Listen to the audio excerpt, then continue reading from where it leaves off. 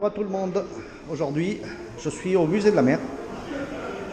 Là, ici, dans cet aquarium, comme vous le voyez, vous avez des chinchas. C'est un proche parent du maquereau. Voilà, je vais vous montrer d'autres poissons plus loin. Ça fait partie de la famille des scombridés. Bon, je ne vais pas rentrer dans les détails. C'est un poisson qui est comestible, qui est très bon à manger, bon, même s'il y a pas mal d'arêtes. Moi, quand j'étais marin-pêcheur, on le faisait griller recouvert de moutarde. Et c'était excellent. Ici, vous avez plus en bas complètement des roussettes. C'est un petit squalidé, c'est la famille des requins. Et les poissons que vous voyez nager là, comme celui qui passe là devant moi, c'est des cabillaud vivants qui sont aussi connus sous le nom de morues. Voilà, une roussette qui passe juste là devant la caméra. Et vous avez les cabillots. Voilà. C'est plus joli de les voir comme ça vivants que morts sur un étalage de poissonniers. C'est juste devant moi. Des ombrines. C'est la poisson qui ressemble un peu à une petite dorade que vous avez juste devant. Là, c'est comme ceux qui se rapprochent. Et le poisson coloré, ça s'appelle une vieille coquette. Le nom peut prêter à rigoler, mais c'est comme ça que ça s'appelle. Voilà. C'est tous des poissons qui vivent, qu'on peut trouver là juste, par exemple, en allant faire de la plongée ici, à quelques centaines de mètres. Pas aussi grand, mais un peu large, on peut en trouver. C'est tous des poissons comme le chinchard, qui est très pêché en hiver par les thoniers seineurs, par les thoniers sardiniers et tout ça. Ceux-là, on en pêche quelques-uns ici, juste en allant à 1 km au large. Juste devant moi, devant ma caméra, vous avez une rascasse, vous en avez quelques-unes autres. Vous avez quelques aussi polypes je crois que c'est des anémones de mer qui sont en haut. Voilà. Là, on les voit pas beaucoup les rascasses parce qu'elles se camouflent pas mal dans les roches. Parce que c'est un poisson qui chasse à l'affût, c'est-à-dire qu'il attend et juste au moment où il y a la proie qui passe, il attaque. Vous en avez une là juste devant. C'est ce qu'on appelle aussi le chapon en Méditerranée quand elles sont vraiment très grosses. Là, dans ce bac-là, ce sont des sarres. Ou comme on appelle chez nous ici, des Boustanbels, qu'on appelle pour ça. On appelle parce qu'ils ont l'anneau au niveau de qui est noir. Boustanbels, ça veut dire queue noire en basque. Voilà. Vous en avez une belle quantité. Ceux-là, on peut en pêcher même ici à la ligne, juste sur les plages par exemple. On peut choper des spécimens à peu près de cette taille, voire beaucoup plus gros. Vous avez ici, c'est la famille des dorades. Il y en a qui appellent ça aussi des sapatelos. Moi, je préfère appeler ça le Boustanbels. Voilà. On voit très peu, mais dans la cavité, vous avez un congre qui se cache. Si je ne me trompe pas. Les poissons qui sont un peu attirés par la lumière de la caméra, ils croient que c'est à manger, mais non, c'est pas à manger. Voilà.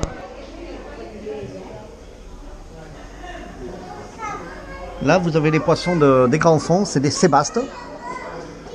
C'est pour ça que c'est très peu éclairé. Et des sérillantes. Ça, c'est une variété d'animaux aquatiques proches des anémones de mer. Ou des vers subicaires. Et là, vous voyez, ça vit à grande profondeur. On en trouve dans la fosse Cabreton. Ici, ces poissons-là, c'est des... Si je ne me trompe pas, vous avez des muges. Des muges et des étrilles et des rogues. Ce sont des poissons qui sont... on appelle ici des mini-merdes, des mange-merdes. Ça mange un peu de tout. Voilà. Les muges, on les trouve souvent à la sortie des égouts. Malheureusement, bon, ils ne sont pas trop comestibles. Même ceux qui sont pêchés en pleine mer peuvent être comestibles, mais les autres à éviter. Tu les vois quand elle ouvre sa bouche, Voilà, ils sont pêchables, on en trouve beaucoup ici sur la côte. C'est très facile à pêcher. Et puis c'est un poisson qui est intéressant parce que pour les pêcheurs à la ligne, il est assez combatif. Ici, vous avez des dorades grises classiques, des girelles, une grande roussette que je n'ai pas encore vue. Voilà, elle doit se cacher. Ah, là voilà. Voilà, elle dort là. Voilà une girelle. C'est la même famille que les vieilles. Mais c'est plus connu, elles sont un peu plus colorées en Méditerranée qu'ici. Parce que bon, il y a plus de lumière et tout ça.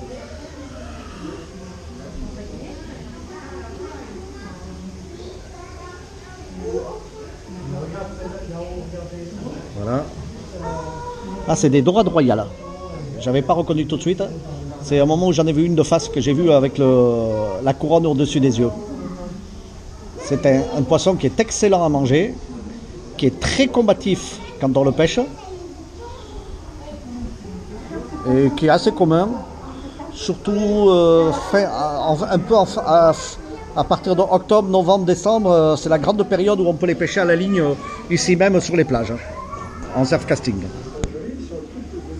Les endroits comme les épaves, les trucs comme ça. Donc vous avez, on le voit pas très bien, dans les rochers vous avez une araignée de mer. Il y en a une grosse au sol là-bas. Je ne sais pas si on la verra très bien à l'image. Et vous avez des poissons de la famille des balistes qui sont là en train de nager sur place. Voilà. Voilà, vous avez d'autres poissons de la famille des sards. Encore des Bustandels, mais beaucoup plus marqués avec la queue noire. Vous avez aussi des rougets.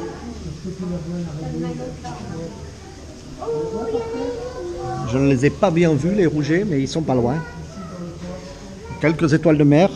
C'est des poissons communs d'ici. Hein.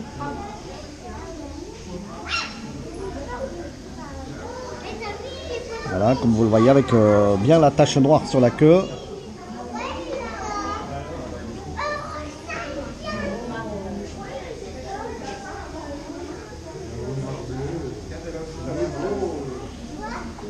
Vous avez des gorgones, des étoiles de mer très colorées.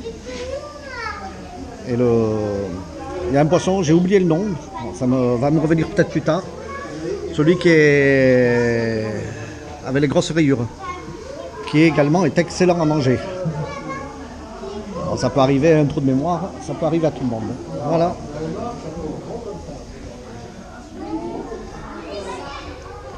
Là, un des poissons qui mord le plus souvent l'humain. Mais quand il est pris en pleine eau, c'est un poisson qui est très curieux, qui vient se laisser caresser même. C'est que quand il est dans son trou, dans sa grotte, il va mordre, mais c'est comme un chien qui va défendre sa niche. C'est tout. Par contre, ça peut provoquer on dit que la morsure est venimeuse. Elle n'est pas venimeuse, mais elle est... du fait que c'est quand même un poisson qui est assez charognard et tout ça, elle peut provoquer des infections très graves. Voilà. Vous voyez, c'est curieux, elle vient voir un peu ce qui se passe. Plusieurs poissons de la famille des labridés. Vous avez des girelles, des petites sopes qu'on appelle sabia chez nous ici, comme celui qui passait là juste devant moi. Et puis un homard que tout le monde connaît, ça c'est très bon à manger, hein, avec une bonne mayonnaise maison.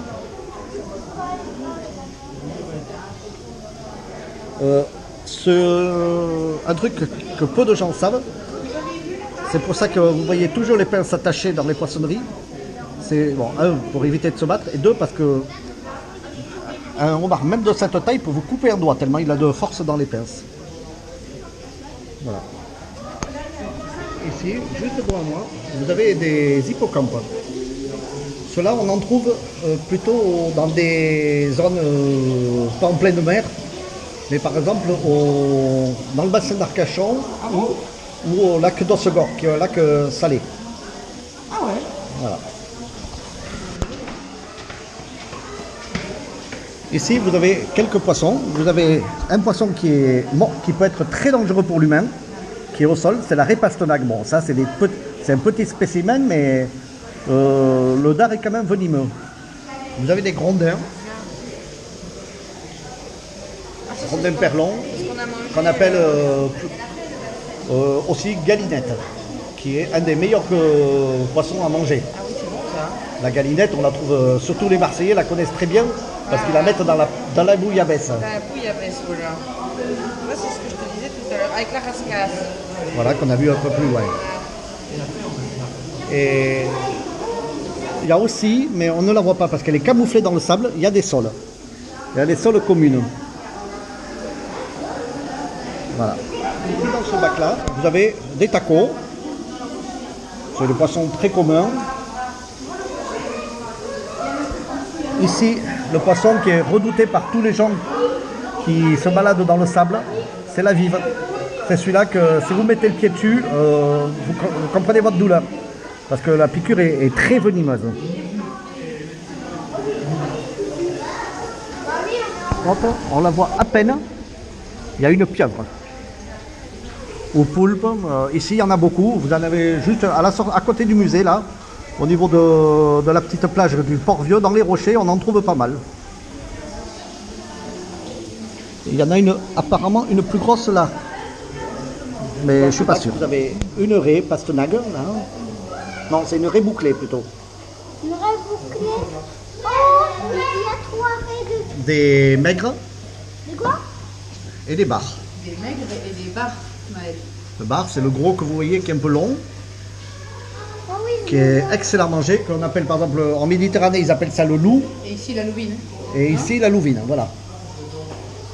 Et plus loin, vous avez, qui est un peu plus massif, vous avez le maigre, comme là, il y en a un gros là qui passe juste devant, qui est un poisson qui est très prisé par les pêcheurs en soft casting, parce que qui est très très combatif.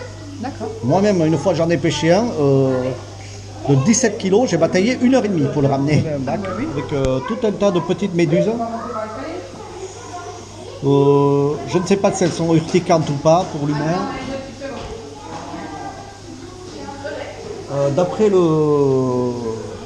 D'après ce qui est expliqué là sur le tableau, le panneau, elles ne sont pas dangereuses pour l'humain. Voilà. Et aquarium, vous avez ici la partie vraiment musée. Tout d'abord, là, juste devant moi, vous avez un scaphandre qu'on appelle pied loup, à cause des chaussures, et sa pompe, que vous pouvez très bien voir sur la bande dessinée Tintin. Voilà. Ici, dans cette partie, vous avez des squelettes et des reproductions de divers cétacés qu'on trouve ici au Pays Basque, au large, et qui autrefois, certains étaient chassés, comme la baleine basque. Là même, vous avez une tête de rorqual bleu, c'est un proche parent de la baleine bleue. Voilà, avec leur squelette au-dessus. Vous voyez la tenue des anciens pêcheurs. Autrefois, le ciré, le matériel de pêche, ce qui servait plus ou moins d'encre pour les filets, pour divers matériels. Voilà, reproduction des divers appareils de pêche. Juste devant moi, vous avez le bateau et vous voyez avec des fanions, c'est la palangre. C'est ce métier-là que je faisais moi quand j'étais marin-pêcheur. Voilà, vous avez la Seine, c'est un filet tournant là, qui entoure le banc de poissons. Bon là ils l'ont pas super bien reproduit parce qu'en fait c'est pas comme ça, tout à fait. Viens voir les bouées là. Ensuite vous avez les palangres de fond qui servent par exemple à pêcher le merlu. Voilà. Ça, c'est le filet. Qu'on pêche ça c'est une des techniques qu'on pêche au large de Saint-Jean-de-Luz, au bord de la fosse de Cabreton. Là, ici, vous le voyez, avec un bateau qui tracte. Vous avez le chalut classique qui racle le fond et dont la plupart des poissons que vous pouvez trouver à la poissonnerie viennent. Et après, il existe une autre sorte de chalut. C'est le chalut pélagique, mais on ne le voit pas ici, qui travaille en pleine eau. Là, vous avez un casier, c'est-à-dire un bateau qui pêche au moyen de casiers qui sont déposés au fond.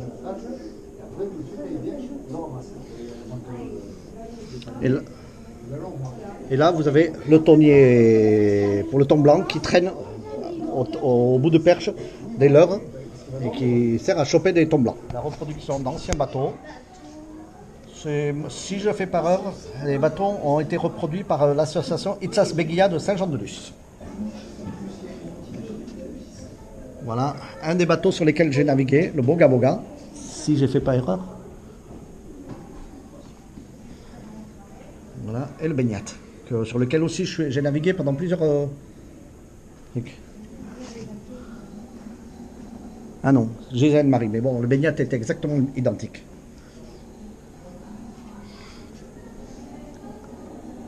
Et celui-là, Chimishtari aussi, j'y suis allé dessus. J'ai travaillé dessus, bon, pas en usage, en navigation régulière, mais je suis allé quelques fois avec eux parce que je m'entendais très bien avec la reproduction d'une scène de pêche au thon à la canne.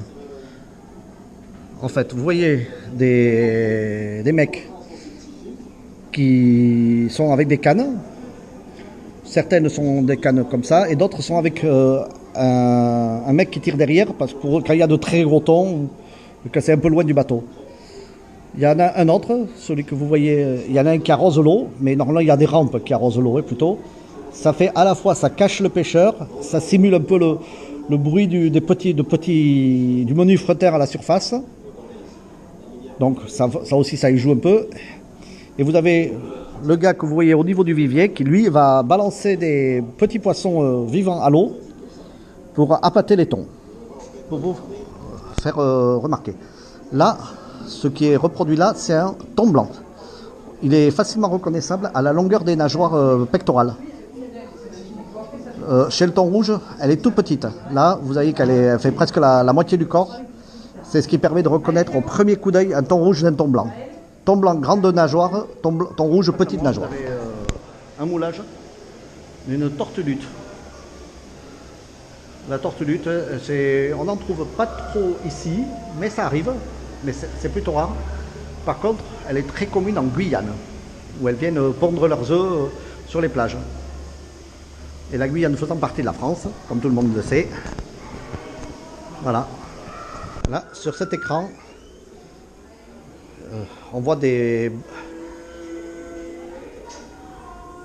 baleines qui sont plutôt de l'hémisphère sud.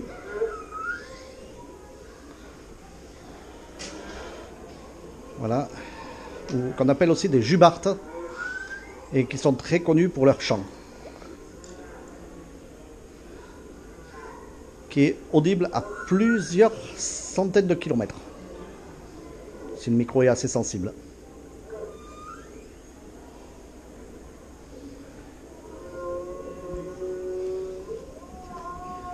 Ici, c'est le bassin des phoques. Mais bon, comme vous pouvez le voir, il n'y en a aucun dans l'eau. Ils sont sur leur plage en haut, au-dessus, en train de prendre le soleil. Ils sont comme nous un peu, hein. Ils aiment bien se dorer au soleil. Ici, comme vous pouvez le voir, il y a de très gros poissons, dont des gros bars et quelques dorades royales.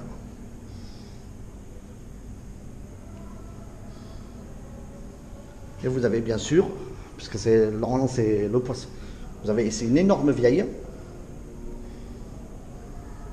Et vous avez juste en bas, qui dort, une tortue. Parce que initialement c'est le bac à tortue ici. Ici, vous avez une petite expo de tous les fossiles qu'on peut trouver ici dans les roches. Comme vous pouvez voir là, qu'il y a juste dehors. Comme c'est des roches sédimentaires. Là, comme vous pouvez le voir, c'est du grès, donc c'est du sable, on peut dire, très comprimé. Ici, vous avez une reproduction de toute la côte basque et une partie de la côte landaise. La partie sombre que vous voyez, c'est la fosse Cabreton.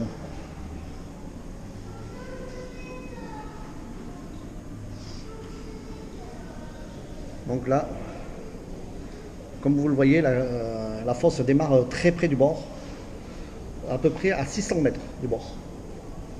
Et voyez qu'à une dizaine de kilomètres, elle fait déjà plus de 1000 mètres de profondeur. Voilà. La reproduction d'un thon rouge. Comme vous le voyez, il est taille réelle. Il y en a des aussi gros des fois ici assez régulièrement.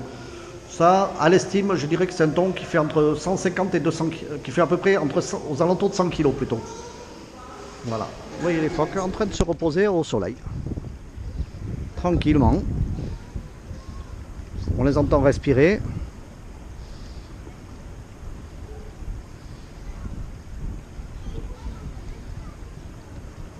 Et hop.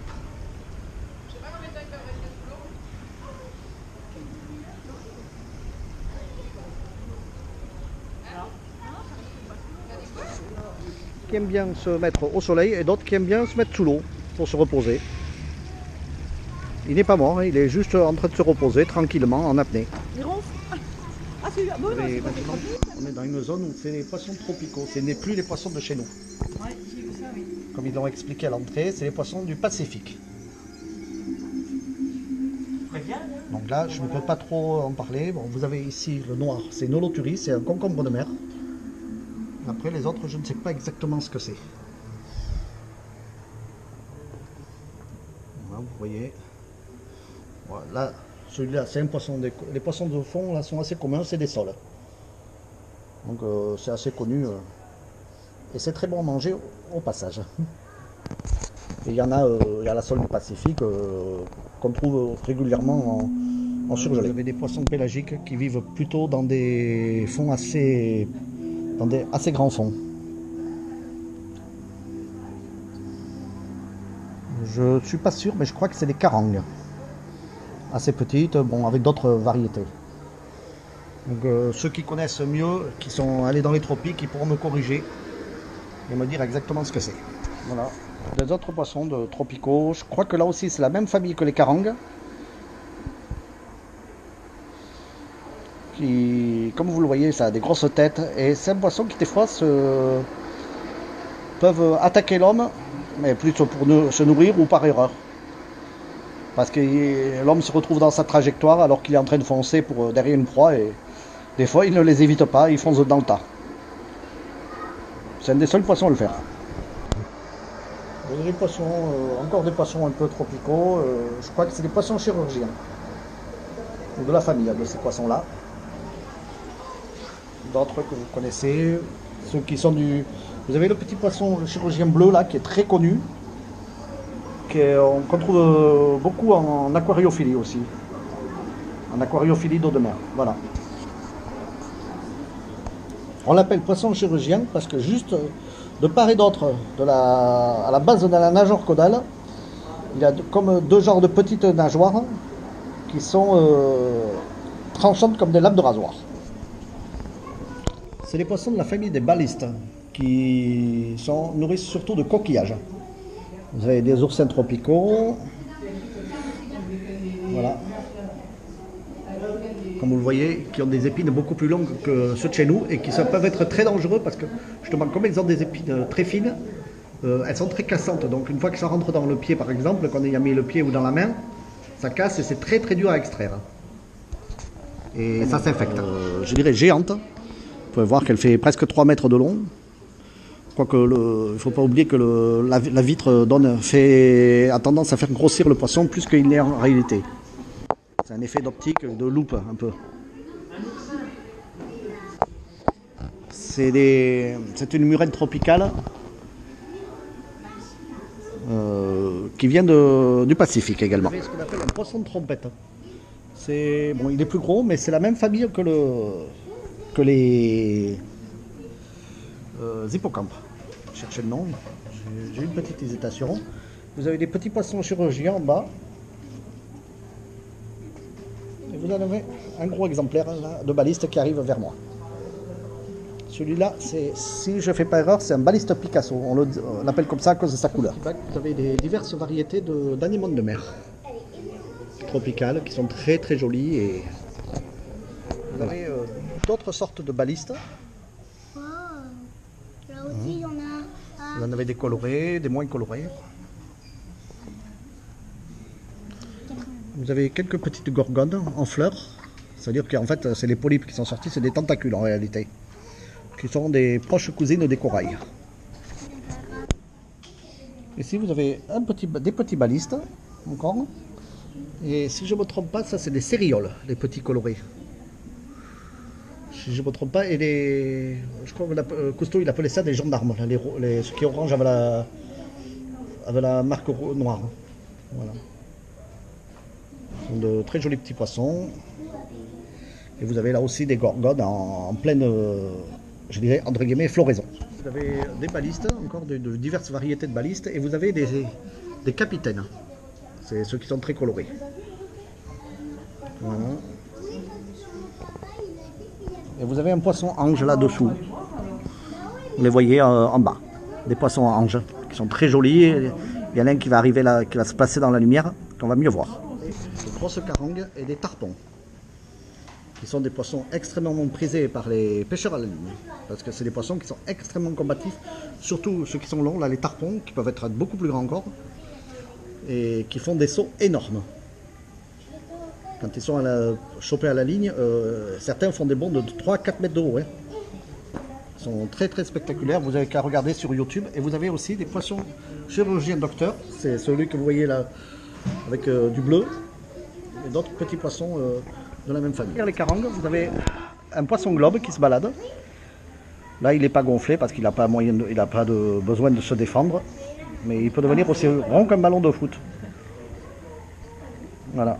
Voilà un grand bac qui est franchement immense, qui reproduit vraiment une zone de la nature du côté des Caraïbes ou par là. Avec, bon, vous voyez, vous reconnaissez un peu tous les poissons que j'ai cités un peu précédemment. À part les gros cocos. Oui.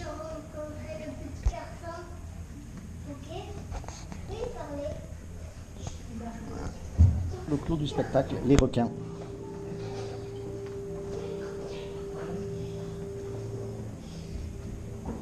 Parmi ces requins, il y en a qui sont considérés comme des mangeurs d'hommes. C'est le requin bulldog. Voilà un gros barracuda qui passe juste devant moi. On voit un autre. Vous avez des requins de récif qui ne sont pas très dangereux pour l'humain.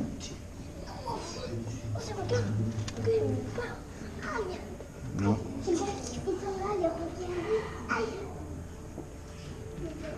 Et vous en avez à toutes les hauteurs parce qu'il y a des requins qui peuvent très bien aller au fond, comme on les voit là. On en voit poser au fond. On ne le voit pas très bien parce qu'ils sont juste au ras de la vitre là.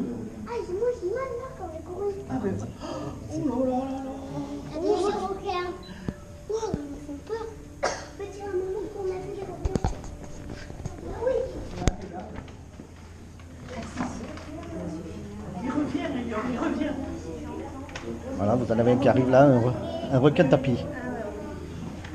Proche parent du requin-ci.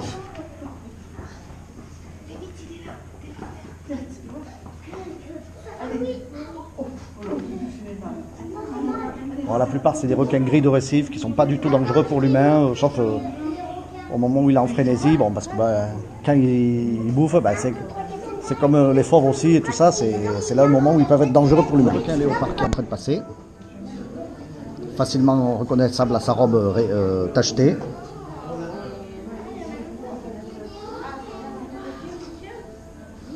Encore les barracudas qui passent.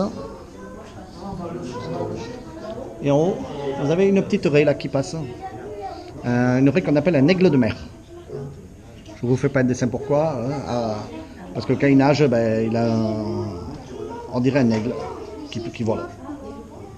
Tout simplement.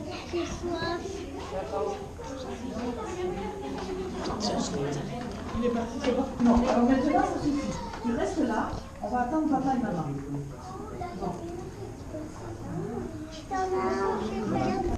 Des aigles de mer qui passent au-dessus.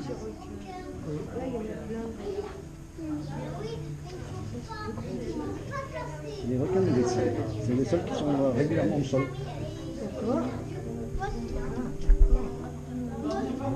Ouais, vous avez après beaucoup de requins gris des récifs. C'est des requins qui sont assez communs un peu partout dans le Pacifique et même autour des Antilles et tout ça. mais qui ne sont pas vraiment dangereuses. Là, vous le voyez au fond, mais on le voit très peu, mais il va revenir. C'est le requin marteau. Il y a un reportage sur YouTube où on voit qu'il a été amené ici. Il y en avait, si je me rappelle bien, il y en avait 3 ou 4 à ce moment-là.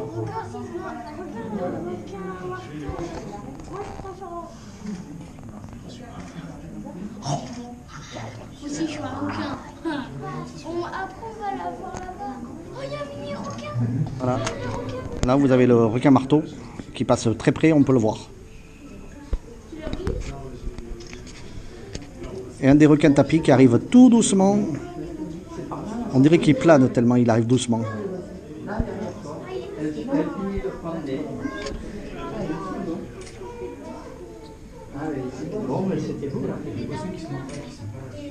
Attends, j'arrive.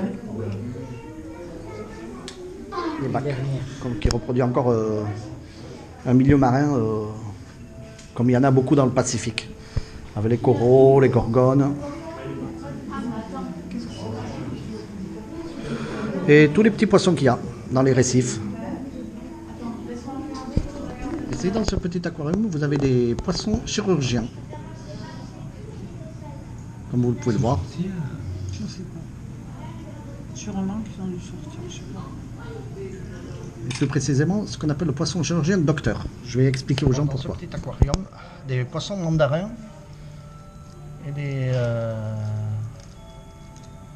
d'autres poissons qui ressemblent à des rochers. Voilà.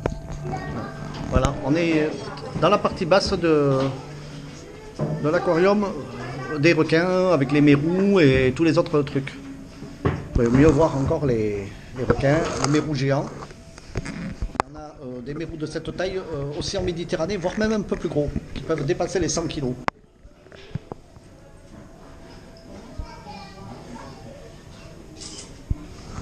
Là, vous avez ici le requin tapis qui est en train de passer.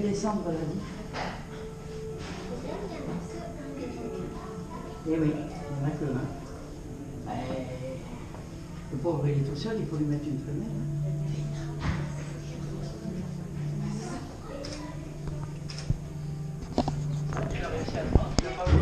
Dans ce petit bac, vous avez des poissons angenins et les poissons pommes de pin.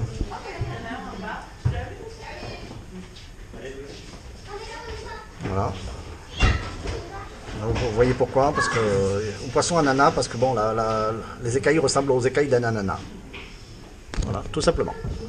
Ici dans ce bac qui est en forme complètement avec un hublot qui déforme un peu les trucs, vous avez des rascasses volantes,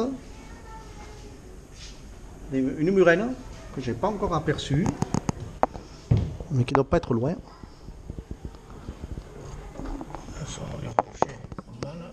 Ouais. C'est difficile à voir avec la forme de ce. C'est pas évident. Vous avez les anémones de mer et les petits poissons perroquets qui ont été très popularisés, cette variété de poissons, par le dessin animé Nemo. Que vous les avez là, les petits Nemo, juste là à côté. Voilà. Des raies.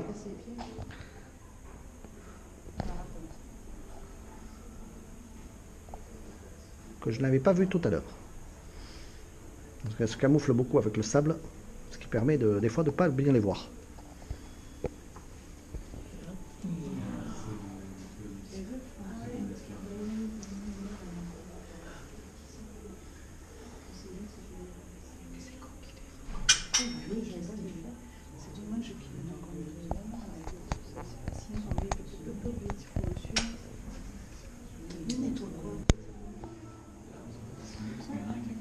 Juste en bas, vous avez des requins qui s'apparentent aux requins nourrices. On les reconnaît parce que c'est des requins qui sont souvent un des rares à ne très peu nager et à être quasiment tout le temps en train de dormir au sol. Là, vous avez un requin à pointe blanche qui est commun dans les récifs.